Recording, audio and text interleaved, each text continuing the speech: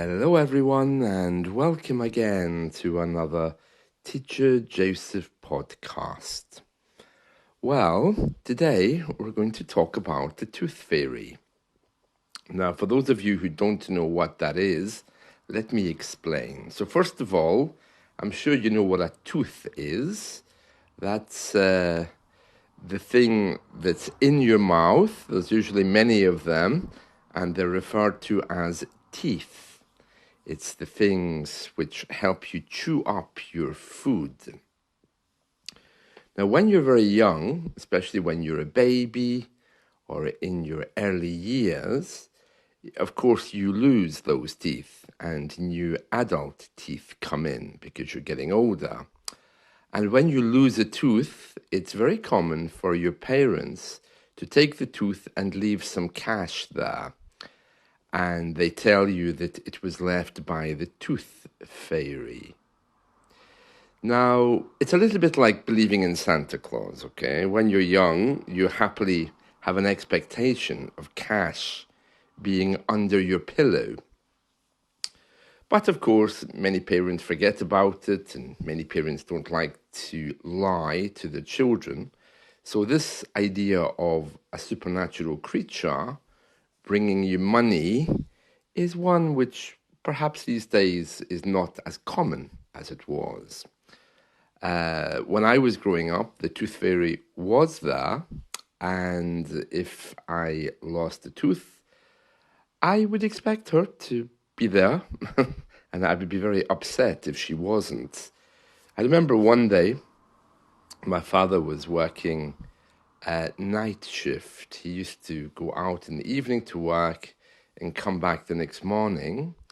And I woke up in the morning and there was no money. My tooth was still there. And I was devastated, of course. And I started to cry because I was young. It's what young people do if they don't get what they want. And at that point, my father came home from work. And he told me, oh, I just met the tooth fairy on my way home. And she asked me if I would mind giving you the money because she's had a busy night. Of course, I believed him and I happily took the money. But this belief in the tooth fairy is a long-standing belief in the UK. And in all of our colonies and Western-influenced countries, this belief doesn't just belong to the UK. I think in the Mediterranean, they often use animals like a mythical rat or mouse who brings money for the teeth. Well, very interesting. Very interesting. I don't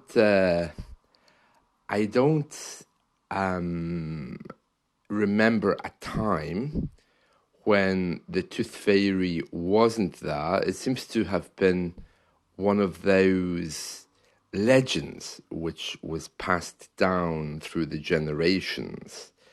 Now, just to clarify what a fairy is, it's a small mythological creature, and if you've ever seen the movie Peter Pan, I'm sure you've seen the fairy, a very small, kind of insignificant, effeminate female girl with wings who dances.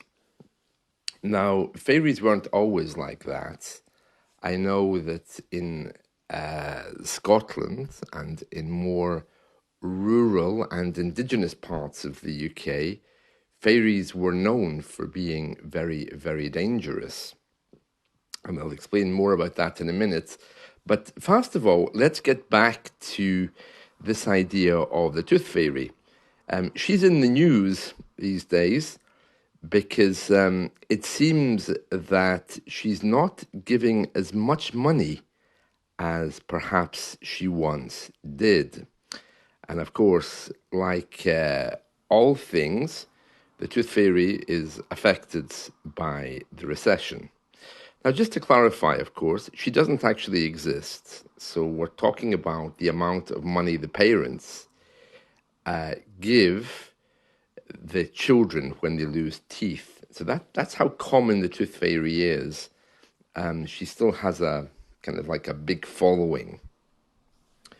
So it says here, even the tooth fairy is feeling the pinch with her payments, which are down 10% in the last 5 years. Now, when we say feeling the pinch, that means feeling rather poor or feeling the costs rising. We say feeling the pinch. Okay, so apparently, even the tooth fairy is feeling the pinch with her payments, which are down 10% in the last 5 years. But some children still pick up £20 for a lost tooth. Oh, really? I'd love to know who those kids are, because I got around, I think, 10 pence, if I was lucky, back in the 1970s. The average payment from a tooth fairy is now £1.90 per tooth, thanks to the cost of living, which is down from £2.10 5 years ago. And tooth fairy payments vary according to where you live in the UK. So if you're growing up in London, it has the highest payments. So the tooth fairy will leave kids £2.30 a tooth, rising to a £5 average if you live in Kensington, West London, particularly if you live near Buckingham Palace. Well, none of us live near there, do we? So tooth fairy payments are lowest in Newcastle and the northeast, where she only brings 90p, less than £1. And again, in more affluent areas in the north, kids are receiving £5, £10 and £20 instead of the traditional coins. 1 in 10 kids get £10 per tooth, which means that in total, when they lose all of their baby teeth, they get around £200. And these figures come from a website which is called Dental Phobia. It's a website set up to help those of us who are terrified of the dentist. Did you know that English people, people in the UK, have the worst dental record in Europe? We don't like dentists, and that's why they're trying desperately to get us to go. So they set up some research to try and work out how much kids were given from the tooth fairy, and 27% of kids get £1. They actually get the £1 coin for each lost tooth. 25% get a £2 coin. I haven't even seen one of those in years. I always pay by card. And 14% get less than £1, most typically 50p. And then the figures just go on. You could interpret them different ways, but it looks like the amount that kids get from the tooth fairy is definitely falling. Yeah, and everyone's a bit concerned about this because they're saying that, well, maybe kids are being conned out of what they deserve. But for goodness sake, it's only it's only a mythological creature. But of course, kids at school will be comparing how much they get. So yeah, very interesting. They're saying here the tooth fairy makes caring for your teeth a positive part of childhood development. Not with me, it didn't. I didn't even think about my teeth when I got the money. I just wanted to buy sweets with it, and I did. Interesting why they would think that the tooth fairy has anything to do with going to the dentist. Certainly for me, it didn't. It says here, Dr. Eskander, a consultant with Dental Phobia, said most children have a full set of 20 milk or baby teeth by the age of 3, and they start losing them by the age of 6. It takes 6 or more years to grow a full set of 28 adult teeth, Why are they telling us this? I mean, don't they know that we only want the cash? Who cares about dentists and these things? Anyway, that's some information about the Tooth Fairy. The Tooth Fairy has been used to make dramas and comedies across the English world for generations. My favorite version of comedy about the Tooth Fairy was from the TV series Bewitched, which is all about a man and a woman, and the woman's a witch, and they live pretending to be a normal family in suburbia in America. And one of the woman's friends, the woman's name is Samantha, but one of her friends is Mary, the good fairy. And she drops in one night to say hi because she was, I think, giving money to kids who'd lost teeth that night. She's a tooth fairy, basically. And Mary, the good fairy, comes in, but unfortunately starts drinking. And she gets very, very drunk.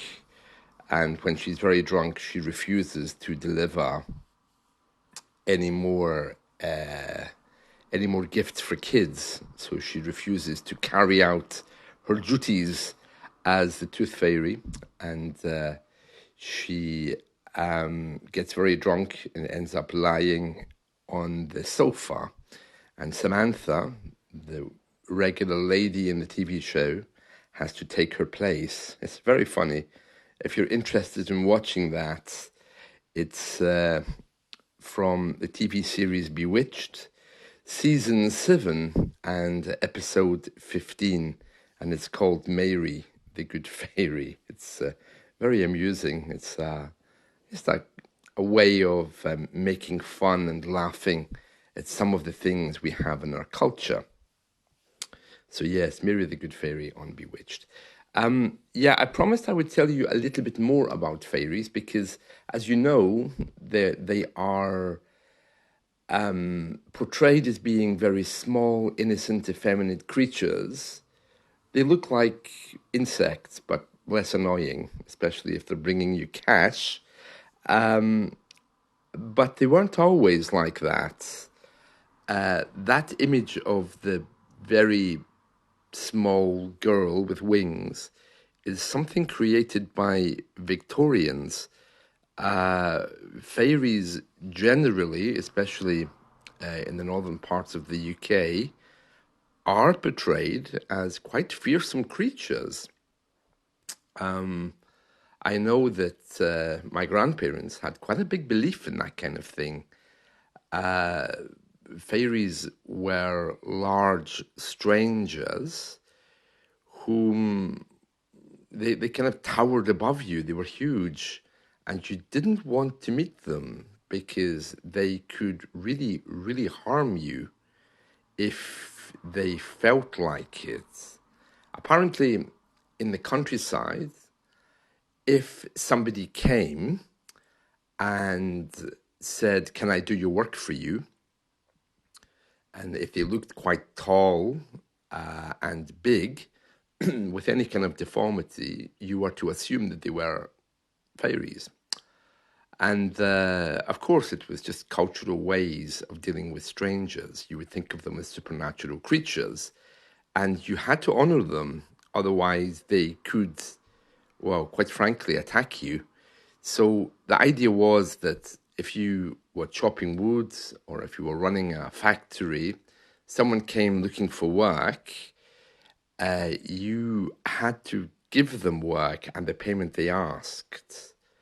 And they would be considered to be fairies, especially if their skin was a different color or if they clearly didn't look local. You didn't know where other people came from. There was no TV, so it's not like you could say, "Oh, that person looks French," or "that person looks like they could be, Italian or Chinese." It's just if someone came to your neighborhood, you would assume that they were a supernatural creature. And sometimes they would do the work, everything would be fine. Other times they wouldn't, and they could attack you. It was just a cultural way of dealing with criminality, you would blame it on the fairy. So yeah, these were big beliefs in the old days. So of course we're past those days now, but in the 19th century, fairies were portrayed in art as being very small and delicate, and that's a very different thing from really fiery demons like banshees, which people around here used to believe in. The banshee was the one who brought news of death, and she would scream at your window, when in reality it was probably just the wind or your subconscious mind telling you probably what you didn't want to hear. My grandmother was like that. Whenever she heard a noise outside, or a bird dying, she would simply pour herself another glass of whiskey and say, that'll be Mrs. Smith. She'll be gone by the morning. And the scary thing is, she was usually right. So anyway, that's it from me, all about the tooth fairy today. By the way, just so that you know, the tooth fairy actually appears on some coins. I know that in Canada, they started selling special sets of coins containing pictures of the tooth fairy. That was about 10 years ago. And more recently in Australia, they were doing the same thing. Yeah. So the reward is affected by inflation. And yeah, one final thing to say about them, the belief in the tooth fairy is viewed in two different ways, apparently. It's about children trusting nature, and it's also about parents providing comfort for kids. I'm not really sure if giving the kids money because you've lost a tooth is teaching them anything except capitalism. But wow, yeah, very interesting, very interesting. And that's it from me. So I hope you've enjoyed this. This has been all about the tooth fairy, and I'm sure in your culture you have many different ways of describing the same thing. And that's it. See you. Bye.